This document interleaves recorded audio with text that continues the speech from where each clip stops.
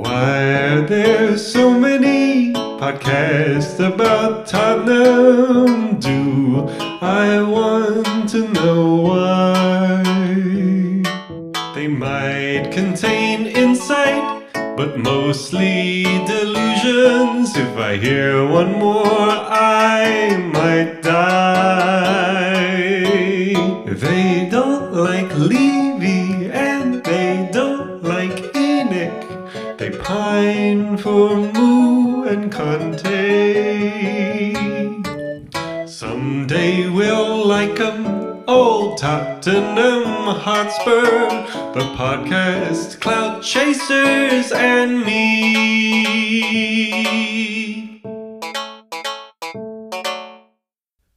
Hey you, just checking in. How's it going? You're listening to Tottenham Podspur, the Spurs pod about Spurs pods, where it's not about the team, it's about the talking. Thanks to ChatGPT for giving me that line. We're in a weird place, aren't we, right? Spurs fans, days away from a major European semi-final, but days after a humbling defeat away at the Premier League champions Liverpool. So what would compel a person, if you can call them that at this point, to get behind a microphone and talk for potentially hours about Tottenham Hotspur Football Club right now? That's the question I'm going to be talking about today. But first, some housekeeping. You can follow me at iain.coys.social on Blue Sky, the show at Tottenham Podspur, or you can email me at tottenhampodspur@gmail.com.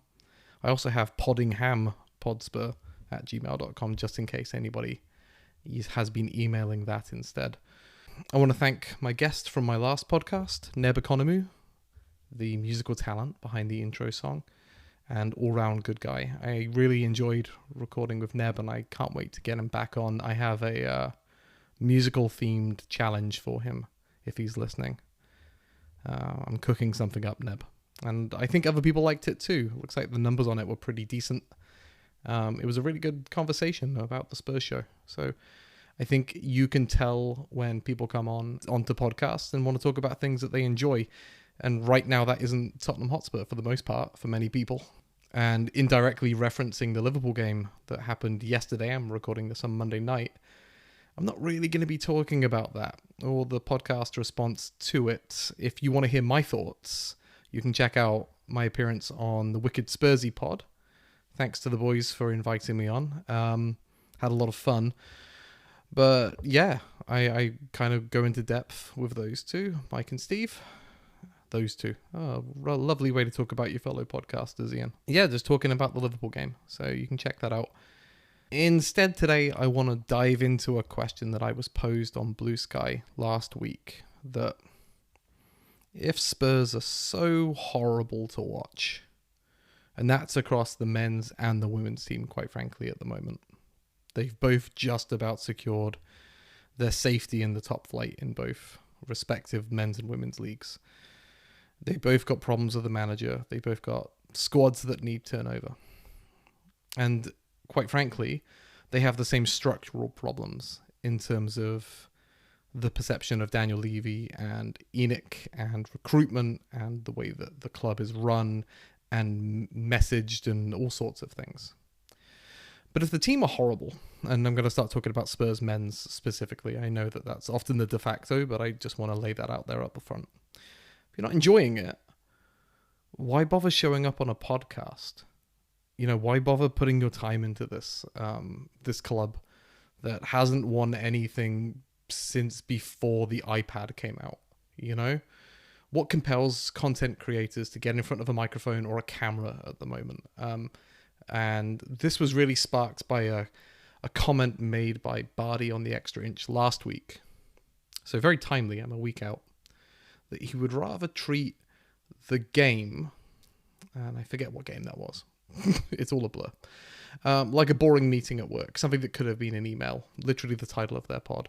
He would rather put his feet up, semi-tune into the game, and have something to eat, you know, check out his phone, play, I don't know, Roblox or whatever Bardi's into. You can tell that I paused there because I felt slightly embarrassed at making that reference. And other podcasters have said the same. This isn't unique to Bardi. Jack on Rule the Roosters recently talked about the declining listener numbers that he's experienced across the season. He does admit that that could be due to pressures from podcasts that have taken up a similar concept of reacting to the games fairly quickly after the final whistle blows.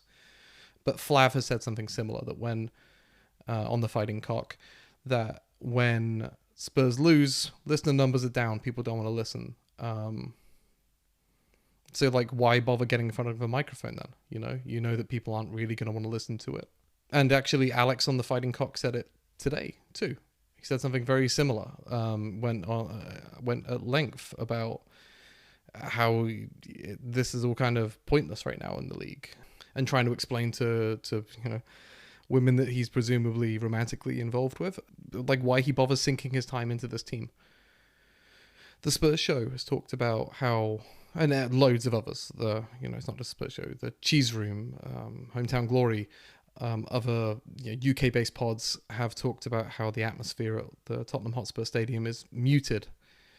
And this has been linked back to the supporters needing to be entertained, as it were. But still, this is a team that's in the semi-final of the Europa League. You'd think that there would be a groundswell of support that just kind of organically bubbles up, but people aren't really feeling it, and this is because the games in the Premier League have been called pointless. And as we saw against Liverpool, we're running out our second teams. So again, why get in front of a camera? If we are Tottenham TV, why get behind a microphone if you're somebody else? Pick out a podcast you like to listen to, or if you're me, a podcaster you don't like. In trying to tackle this question, I settled upon a framework by which I began to view different groups of Spurs podcasters, predominantly fan podcasters, but there are a few journalists in there. And I saw two intersecting spectra? That was almost very intelligent. I see two different groups of intersecting spectra. Delete as appropriate. Hobbyists versus kind of career or more financially obligated podcasters, and those who I consider to be more lifers versus newcomers. And I'll explain each group as I dive into this topic. But each group does have its own preferred behaviors. It has their own preferred values. But it's worth stating up front that there are no monoliths within these groups or within Spurs podcasters as a whole. This is merely a framework through which I've taken to try to understand the different motivations and obligations and pressures that are upon each group. There are other factors in play.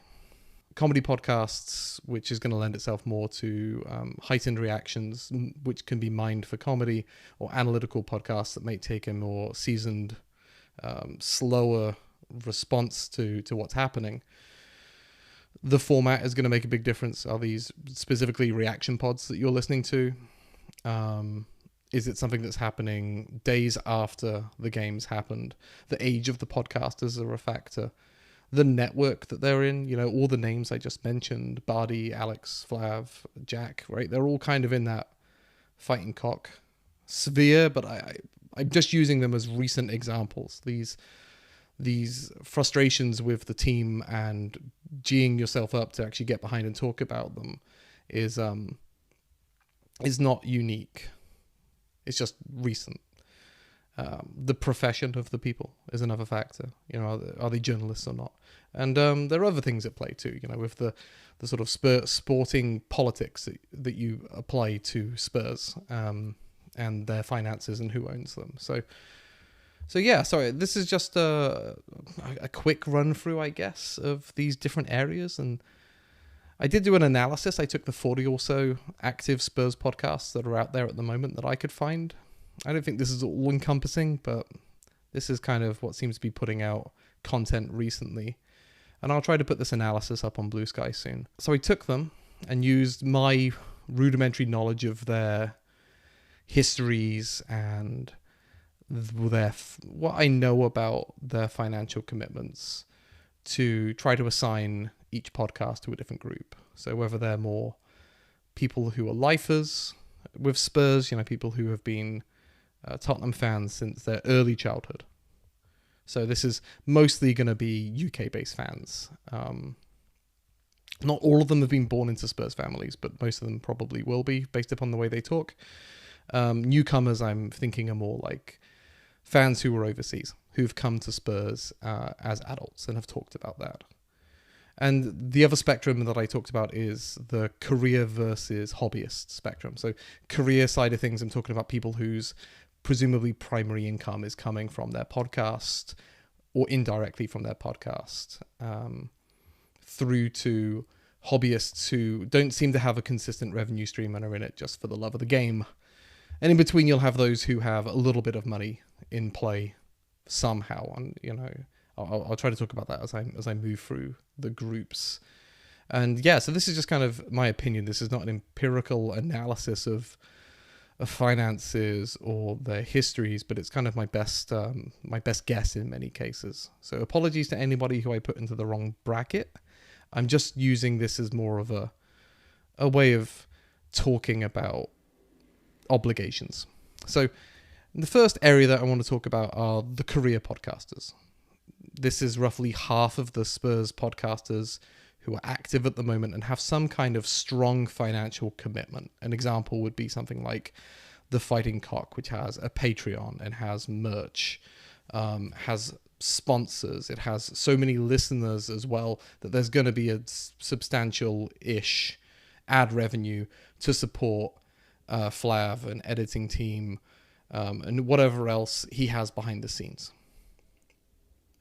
Another example would be The Extra Inch, where I believe the money from their Patreon, from their merch, from sponsorships when they have them, go to supporting Nathan's analysis videos and his employment through The Extra Inch, I believe.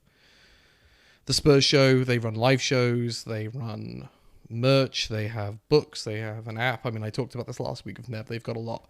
But another example of a financial commitment tied to a podcast would be something like The View from the Lane or Tottenham Way, where they're journalists talking about Spurs. So their job is tied to talking about Tottenham. So there's an incentive there for them to get in front of a microphone and project and amplify their written work through the Evening Standard or the Athletic or whoever. And so the financial pressure here for themselves or others that they may feel responsible for when getting behind the microphone is quite a lot, I think. I think this is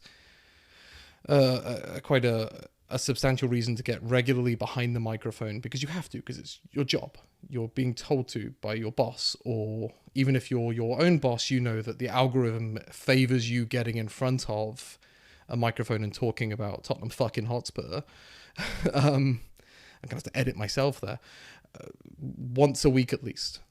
And in some cases, there may be obligations that you've got to your patrons through the Patreon platform, where people are paying you monthly or perhaps yearly if they've decided to save a little bit of money and they really like your content, for you to put out work once, twice, 3 times a week in terms of additional pods, reaction pods, analysis videos. And so I think this leads to a bit of performance pressure, right? So you have to get behind the microphone to talk about Tottenham, and you have to do it to a certain standard because there's money on the line, right? And I'm not saying these people are money driven. They get into it in the first place because they love Tottenham. That's like the main reason all of these podcasts, including The View from the Lane, start. There's a love from Tottenham there, or love for Tottenham rather. But you also have previous standards to which you're holding yourself. You have been, in many cases, these podcasters have been putting out a body of work to which they are proud of for many years. And so there's a corpus of podcasts that people can listen to and compare them to. Hell, again, I did it just last week with Neb on the Spurs show. And there's competition here, right? You're kind of fighting for airspace, people's time, especially at a time when Spurs suck and people are listening less, there's a drive and a pressure to make sure that the content that you're putting out is getting listened to at numbers that ensure the next contract that you agree with AG1 or Ladbrokes or NordVPN is going to bring in the money that you need to support your podcast and your team. So that's the first big group that I want to talk about. And I actually think in some regards, think the career group is also the most important, because they're huge for the most part. The reason why there's a financial commitment that's a major pressure upon these people is because they're good and people want to listen to them, and lots of people want to listen to them. So their pressures that influence them to get behind the microphone when they really don't want to amplifies their negativity in some cases about Spurs right now through the entire Spurs ecosystem, in my opinion. I have no data for this. This is all just me pulling things out of my ass. It's just my opinion. The second group that's on the sort of opposite end of the spectrum here would be the hobbyists.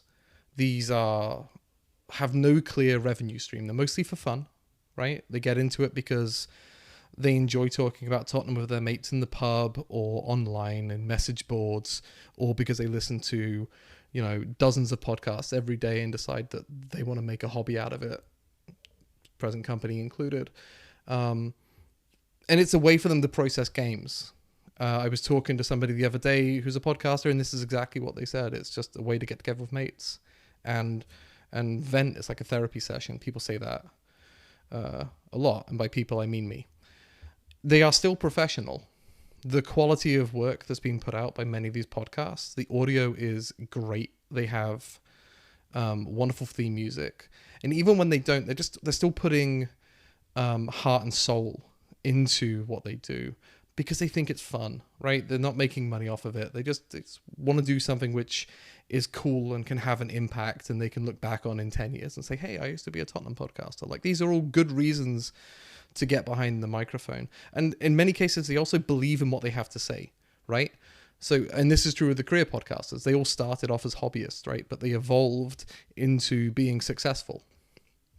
But they believe, and in many cases they're right to believe this, that they have opinions that others want to hear and need to hear at this time.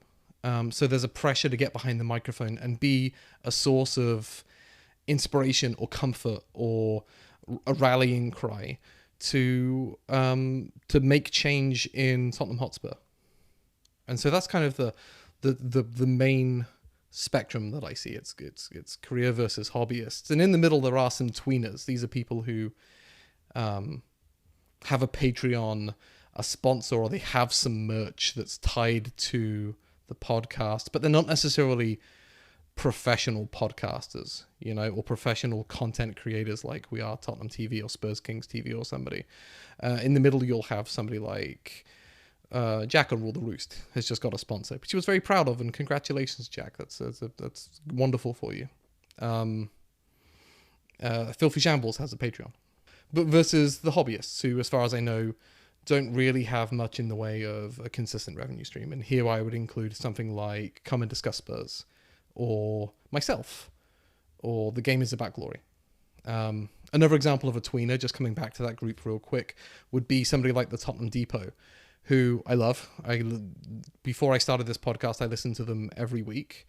But at the moment, they have I don't know if it's sponsorship specifically, but they are promoting Digital Spurs, which is a product that I love, and I bought stuff from myself. Danny has also been very nice to me in the past and sent me a free mug. Seems to be a terrific bloke. But they do have, an obligation to Digital Spurs to come on weekly and put out a good podcast. So, in which they do. So there's a spectrum. There's people who are making decent, livable money off of this career, and there are people who are making no money. In fact, if anything, are losing money on this venture. They're spending money on good microphones or on streaming services. So, all pretty good, and I think they're all doing good jobs in different ways. And I do think that the hobbyists, for the most part, have a less of an impact than the career for the reasons I said previously. And that doesn't mean that it's worse, and in fact, some cases you could argue it's better. But there are more of them, and they have smaller audiences. The other dichotomy that I wanted to talk about was Tottenham lifers, those who've had Spurs as a major feature of their life in some capacity since birth or early childhood. So I'm not talking about somebody who maybe found Spurs as a teenager. I'm talking like before the age of 10, maybe.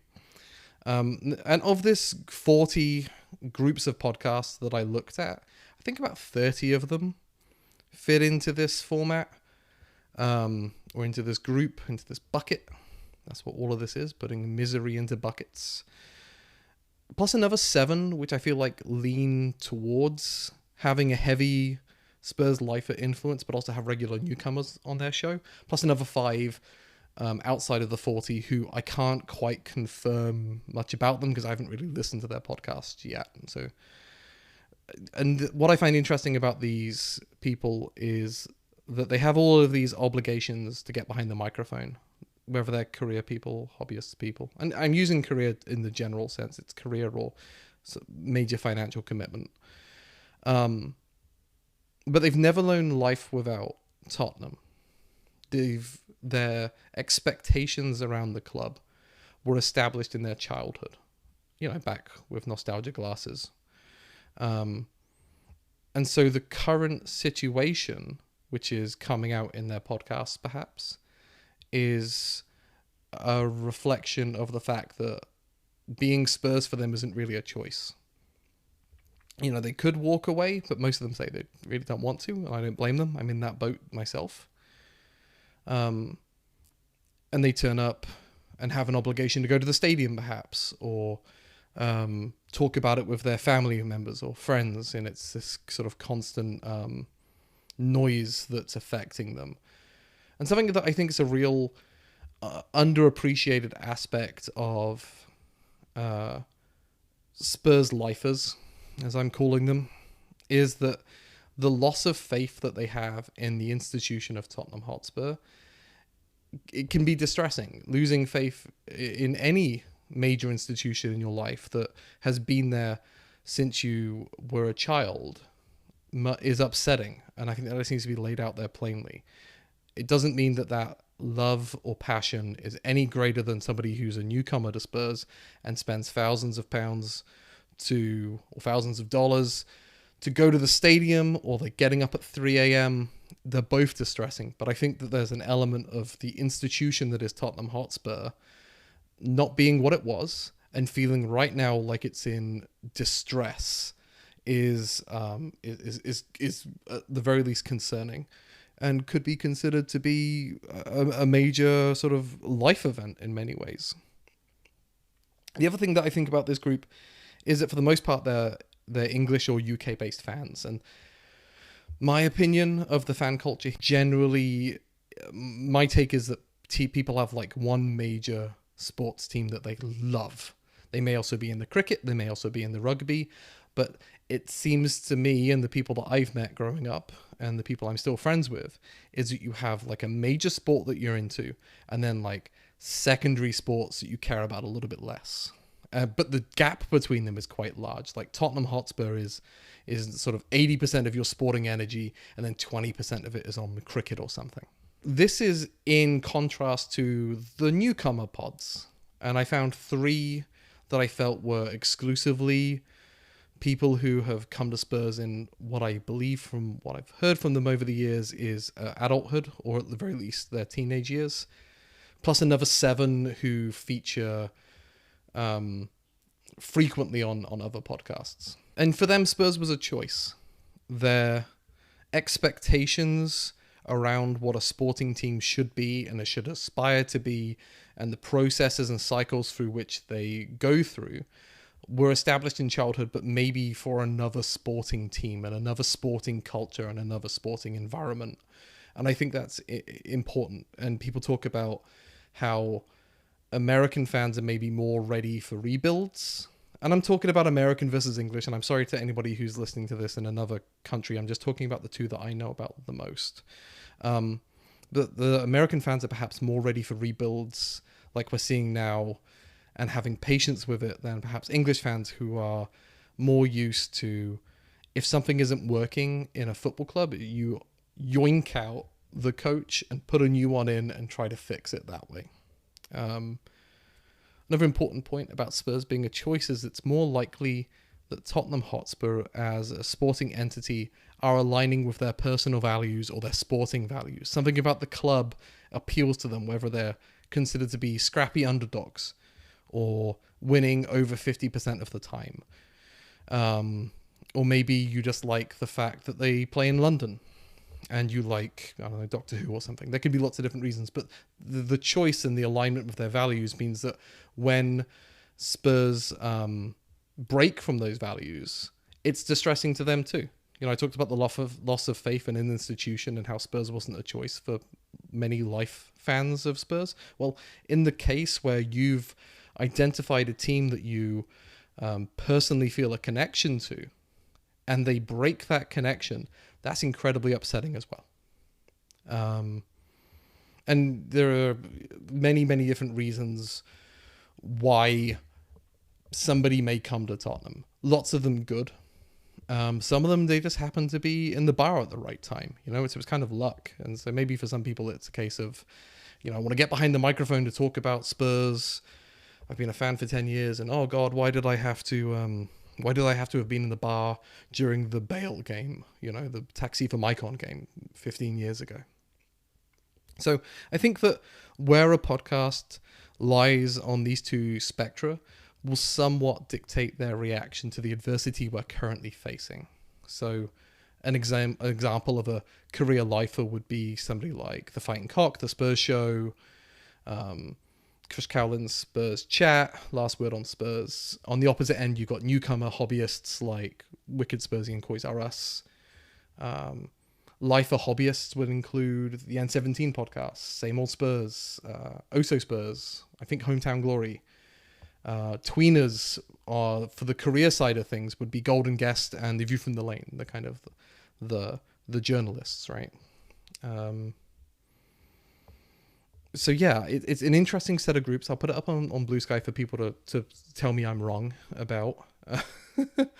But it was fun to think about, and it's something that I think that we should remember going into criticizing these podcasters, is that each one of them is coming in with a unique set of circumstances in their personal lives, in their lives as Tottenham fans, that, you know, mean that they want to get behind the microphone, they want to share their story, they want to share their views with the world. And sometimes they're going to be negative. And this season has been incredibly unusual. I know that West Ham recently won the Conference League despite kind of flirting with relegation, but the season before that, they were fucking West Ham and they weren't very good anyway. We're Tottenham Hotspur. We're one of the biggest clubs in the world. We were in a Champions League final not too long ago. In living memory, we were challenging for the league. We're now at a point where we've fallen so far that we could finish 17th out of 20 in the Premier League. Yet somehow we're still in a semi-final and we could potentially win a trophy. And this is kind of, I think, mind-blowing for people. It's pushing people beyond some of their previously established limits for what they expect from this club. And that comes back to Ange Postecoglou.